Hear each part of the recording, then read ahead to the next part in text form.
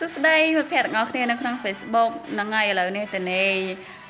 ចង់ធ្វើម៉ាស់មួយទៀតបិទមុខហើយក៏ចង់បង្ហាញទៅមិត្តភ័ក្តិទាំងអស់គ្នាដែលតែងតែចូលចិត្តហើយនឹងគាំទ្រខ្ញុំដឹងហ៎ដែលម៉ាស់ដែលខ្ញុំចង់យកមកធ្វើហ្នឹងគឺជាម៉ាស់អីគេទាំងមែងផលិតផលនាំចូលពីប្រទេសបារាំងផលិតផលនាំចូលពីប្រទេសបារាំង1គីឡូ10ខាំអូខេនិយាយលេងហ្នឹងហើយ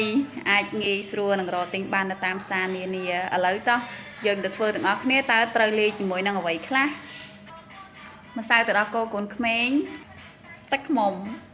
និងក្រូចលឿងក្រូចឆ្មាក៏បានតាំងកប៉ិតដាក់ទៅ3មុខមិញហ្នឹងក៏បានដែរទំលងបារាំងទឹកឃ្មុំនិងទឹកដោះគោកូនក្មេងបានដែរមិនបាច់ដាក់អានេះក៏បានដែរតែឥឡូវនេះមុខខ្ញុំពងឡើងមុនឡើងមកគ្រាប់នេះហើយជាមកពីញ៉ាំទឹកញ៉ាំអីទៅបានគ្រប់គ្រាន់ហើយណាមួយដើរច្រើនដល់ពេលអញ្ចឹងខ្ញុំដាក់អានឹងតិចអូខេឥឡូវអ្វីដែលត្រូវធ្វើដលងប្រាំងប្រដាប់កោសអានេះតាមពិតមិនកោសខ្លះហើយ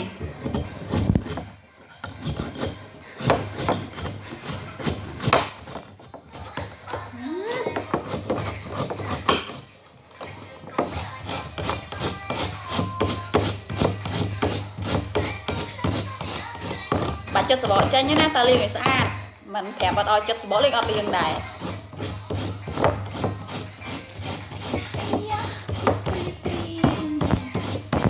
វាមក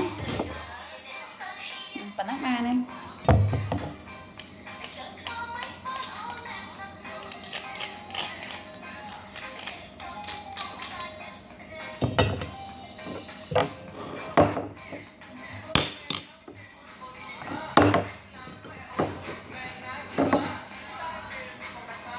យកទៅទឹកឯណា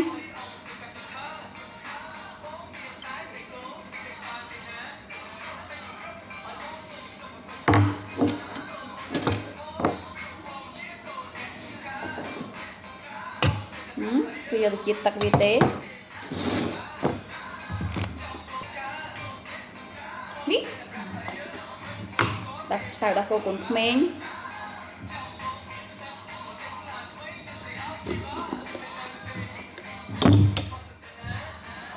ទឹកឃ្មុំ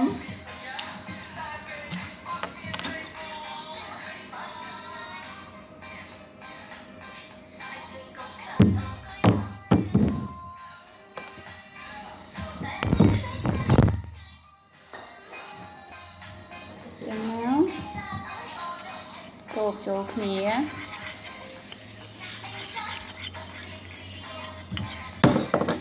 ហើយកុំភ្លេចអ្នកដែលមានមុនមានស្នាមច្រើននេះណាដាក់ក្រូចបន្តិចទៅក្រូចឆ្មាក៏បាន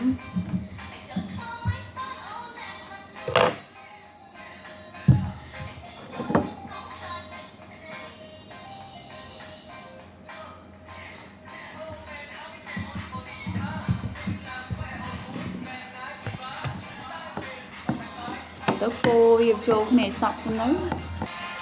តបមកនេះគឺជាសលៃ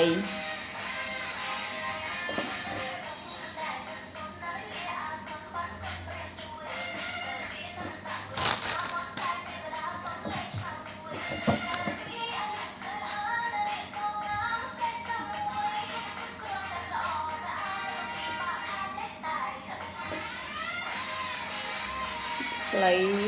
ដាក់យកទៅជាតិទឹកហ្នឹងទៅមកបានហើយទៅមក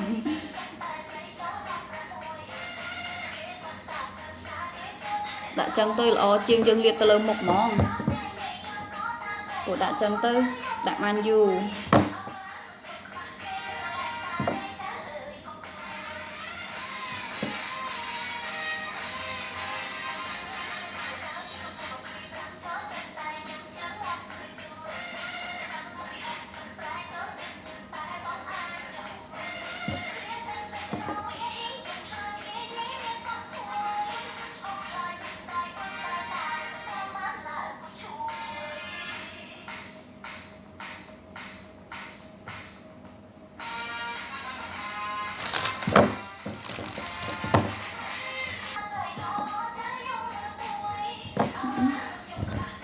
អស់ហើយសល់ជាដាក់សលៃចឹងលាបវាហ្មងខាងហ្នឹង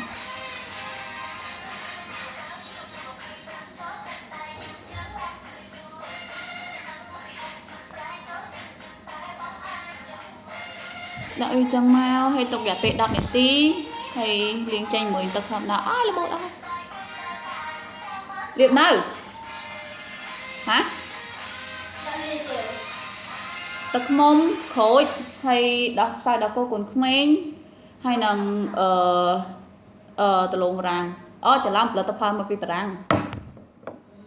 នេះស្រី